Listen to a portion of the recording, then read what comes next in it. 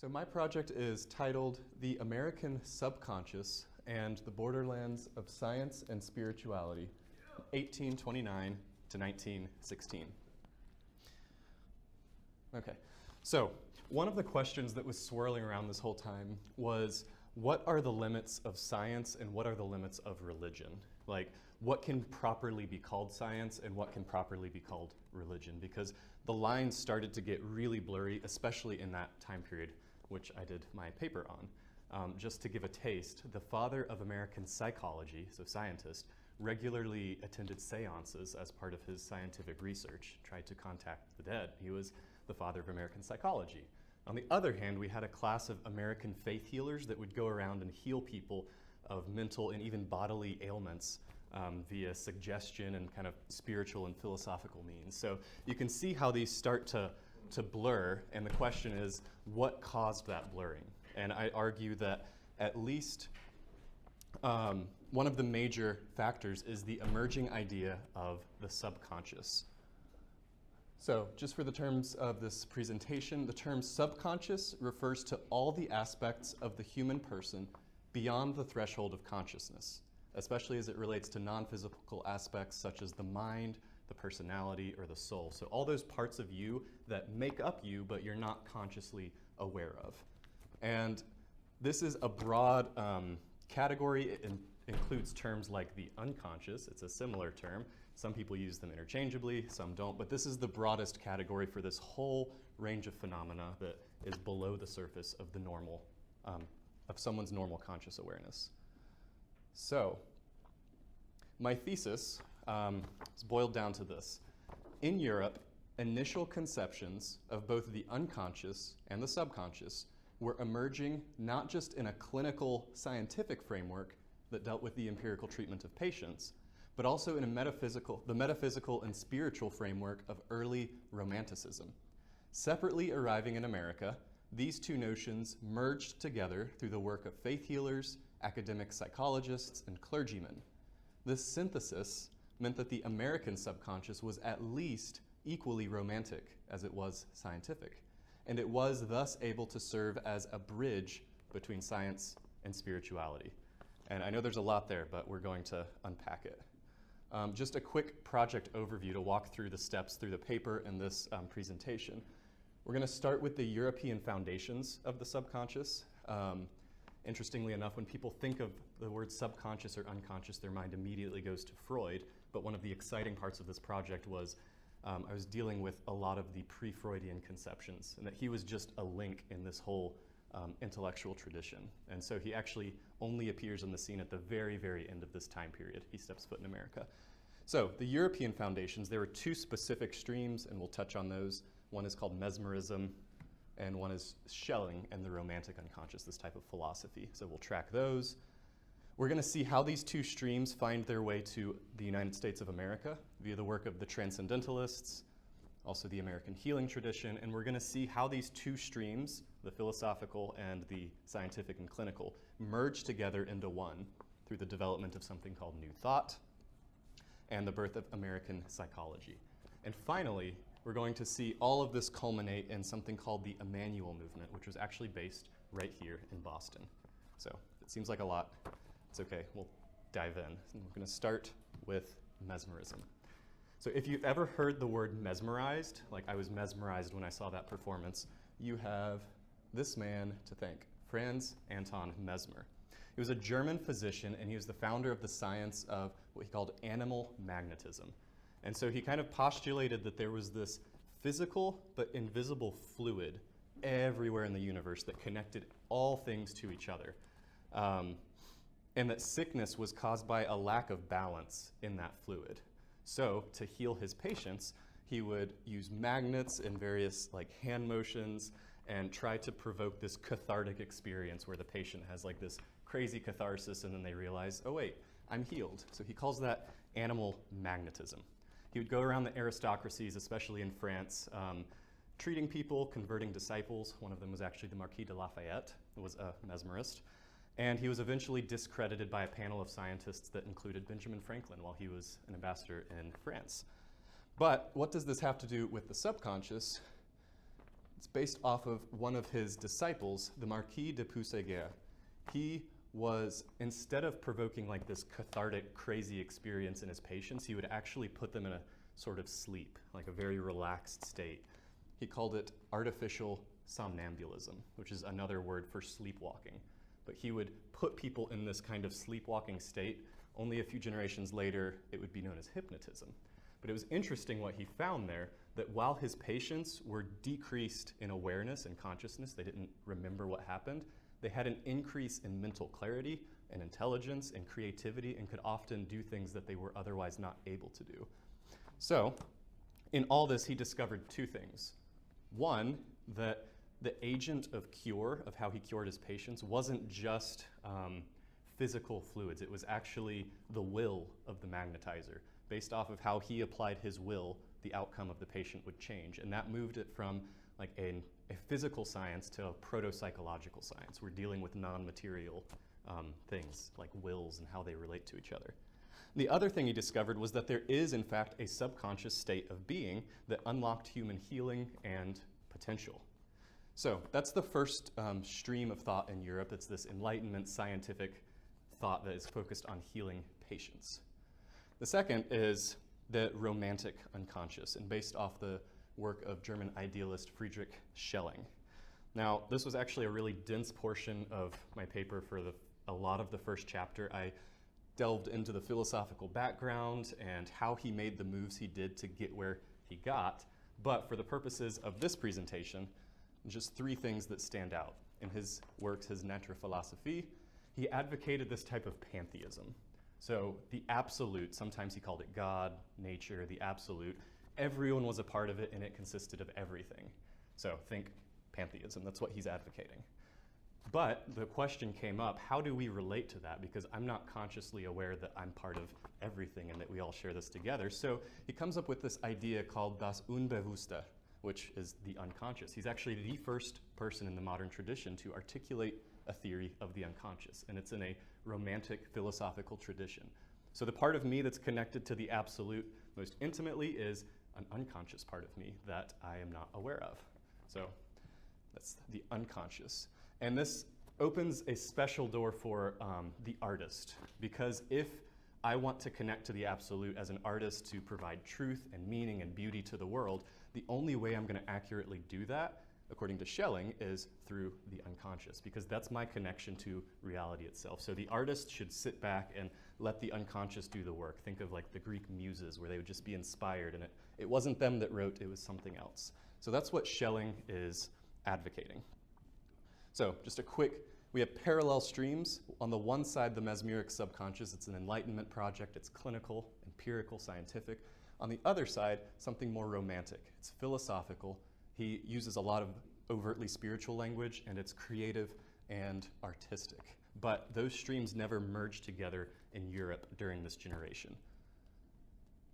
We will see how they do in America. But first, we have to track how these streams actually arrived in America. Now, the first thought to arrive was that of Schelling, and it was through the work of James Marsh. There he is. He was either proto-transcendentalist or one of the first transcendentalist ministers in New England. He's a clergyman. He was the president of college in Vermont, and he took the English poet Coleridge's Aids to Reflection and was so excited about it that he brought it to America. And this is important because Coleridge's Aids to Reflection, to make a long story short, was pretty much distilling Schelling's thought to an English-speaking audience. He was really excited about Schelling, brought it to England, and Marsh brought it to America. And he wrote this essay before this work in America. The historian Perry Miller is a preeminent American historian called The Foundational Text of Transcendentalism. So, very important. He distinguished between two things in this essay. Two things, reason and understanding. So for him, just a long story short, understanding is me perceiving the outside world and learning about it via my perception, think empiricism. Reason was something more internal. I'm going to find true knowledge by looking inwards to myself. And that's where you get passages like this, already appearing in the early 1830s. It is by self-inspection, by reflecting upon the mysterious grounds of our own being, that we can alone arrive at any rational knowledge of the central and absolute ground of all being. So you can see the move he's making. He's saying to know the absolute, we actually have to look inside. And he's taking this from Schelling and inspiring people like Ralph Waldo Emerson. It's interesting, in the paper you can track some of the places where Emerson uses identical language as Schelling, but he definitely has the major ideas even when he's not using identical language. One is this idea of the Oversoul. So think pantheism again, that we are all a part of this great Oversoul and we all constitute it. And so how do we access it? He actually uses a lot of spatial imagery. He uses both above and below imagery. I'll give 2 examples and then explain what that means and why it's important. So he writes, under all this running sea of circumstance, whose waters ebb and flow with perfect balance, lies the aboriginal abyss of real being. And so you see this under, like looking deep inside, something at the core is where real being is. Alternatively, he'll write, man is a stream whose source is hidden. Our being is descending into us from we know not whence. I am constrained every moment to acknowledge a higher origin for events than the will I call mine. He actually does this throughout his essays over and over, and sometimes within a paragraph or 2 of each other. He's using this look deep inside, underneath everything is where you'll find truth, or look outside into the world and the transcendent truth. And so he's articulating, same as Marsh, if I want to know about the absolute out there, I actually look in here, inside. And Emerson and a lot of the Americans in general will actually prefer that higher language. They'll prefer to focus on the transcendence, which is a difference than someone eventually like Freud. And for example, he said that man is an inverted tree. So think about this. Our roots, where we get our sustenance and our nurturing, are in heaven. Our fruits are here below. And so he has this picture of truth coming down to us. And finally, this had a lot of implications, again, for the work of the artist. For Emerson, everyone, but especially the artist, could be truly self-reliant, which is the title of one of his more famous essays, because if reality is found in here, then I don't need the church, I don't need the traditions of my fathers, I don't need all of these systems of humanity. All I need is to look deep inside myself.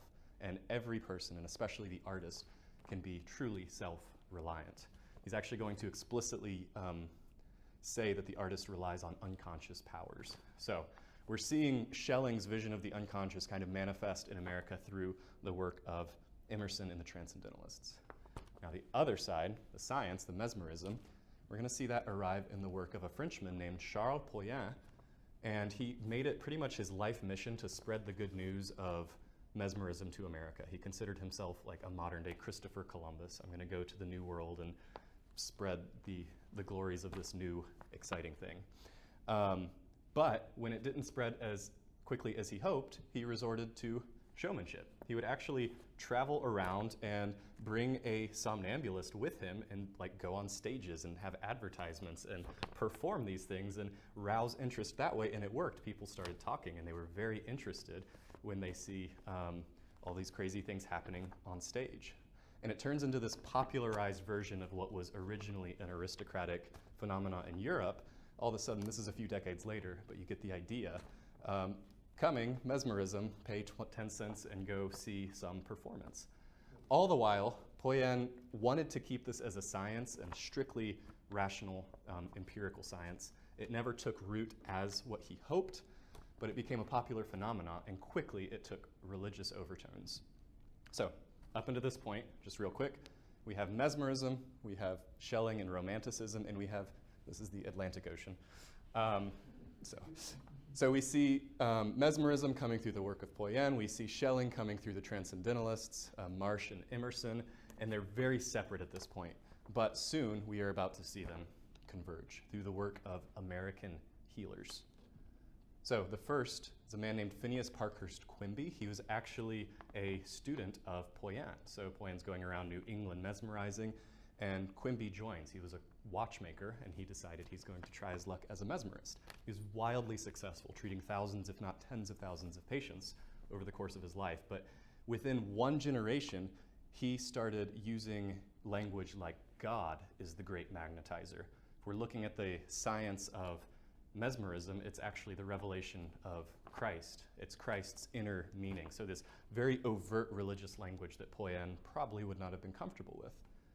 Upon being asked whether the curing of disease was a science, he said, "I answer yes. You may ask, who is the founder of that science? I answer, Jesus Christ." So already blurring these lines between science and religion, and he actually heals Mary Baker Eddy, who would go on to found the Church of Christian Science. And one of his other disciples was a man named Warren Felt Evans. So Warren Felt Evans made it his explicit goal to combine German idealism, so think Schelling, Kant, all these people, to combine German idealism with the science of healing. So he's explicitly saying, that's what I'm doing. I'm taking these thoughts over here, and I'm taking the science, and I want to bring them together into one. He has a book called The Divine Law of Cure, and it's a textbook for healing, so keep that in mind. And it has, every man has within himself a region of the soul where he may have direct and immediate communication and converse with the divine mind. So you can see by this point, there's no distinction. Mesmerism and that clinical science is completely merged with a popular American spirituality. He's one of the most influential authors in what would be called New Thought, which is kind of the American tradition of positive thinking and of self-help. We see a lot of these manifestations today, even in stuff like Oprah. If we trace her lineage back, it's to people like this, and it also develops into what we know as the New Age. These are a lot of the foundational texts of the American New Age movement. But all that being said, this is still on the fringe of American society, kind of a more popular, more vulgar expression of popular spirituality. And we are about to see it move to the center. So William James is considered the father of American psychology, because up until this point, psychology was not a unique discipline. It was more related to theology, philosophy, mental philosophy. It was the pastime of clergymen. It wasn't its own discipline, let alone a scientific discipline. William James changes that. He's one of the most preeminent scientists in America at this time, and even in American history, still to this day. At the same time, he keeps this very romantic interest alive in him through the course of his life. He was a co-founder of the American Society for Psychical Research, and so him and other leading scientists of the day were investigating things like telekinesis, clairvoyance, like what we would see as very strange ideas for scientists to be investigating, and they're really excited about this. Contact with the dead, spiritism, all of these types of ideas.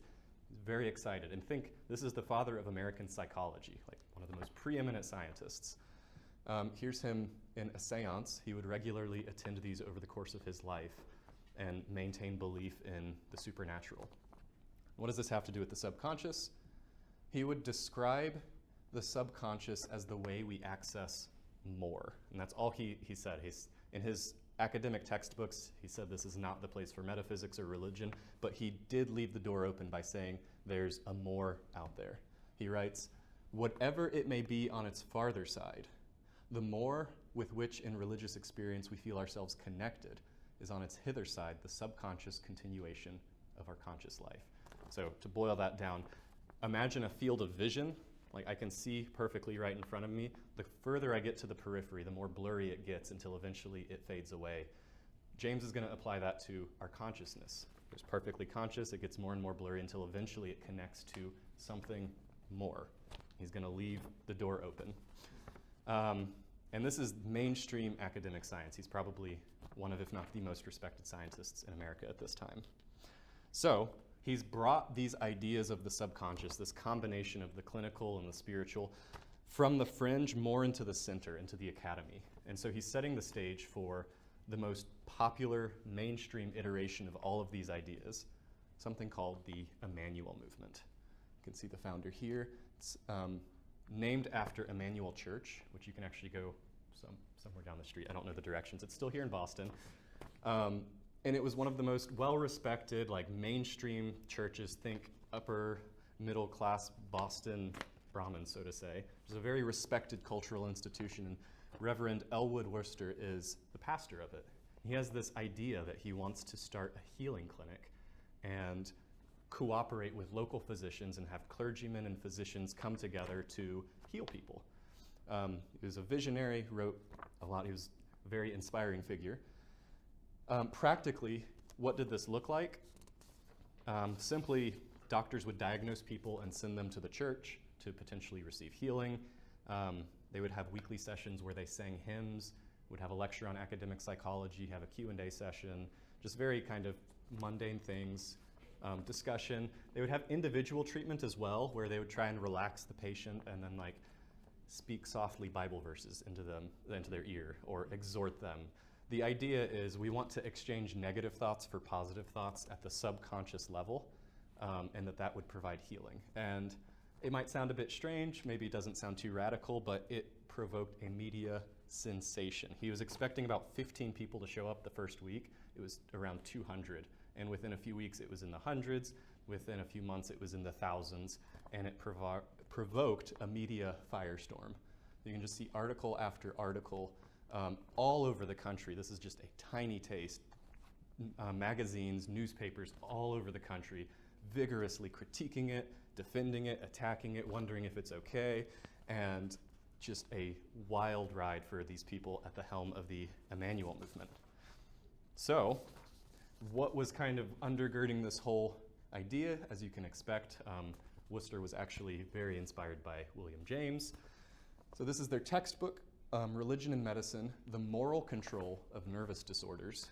And this was actually used by the Surgeon General. It was considered a foundational text in psychotherapy as a scientific textbook.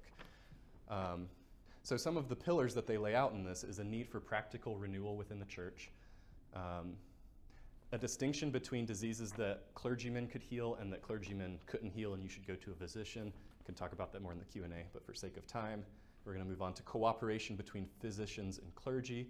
The one we're going to focus on is the belief in the power and efficacy of the subconscious. So they would say that the subconscious is purer. It's closer to ideas of good and evil, has a better grasp of these things. Think Surgeon General scientific textbook. He says it's closer in contact with the universal spirit. This was a scientific textbook of the day. Here's another quote.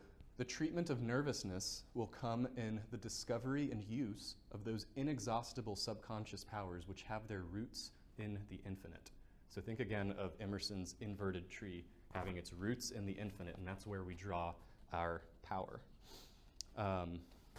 So these are its pillars, and this last one especially, actually the last two were really the cause of a lot of controversy. We're going to quickly trace the fall of the Emmanuel Movement. This was around 1906 to 1910, by the way. The first critique was a scientific critique. There was a whole class of scientists who just hated anything non-material. You can see here, a doctor writes, medicine was separated from religion because it dealt with the material exclusively, and it must remain separate forever. So any of this talk about non-material stuff discounted immediately.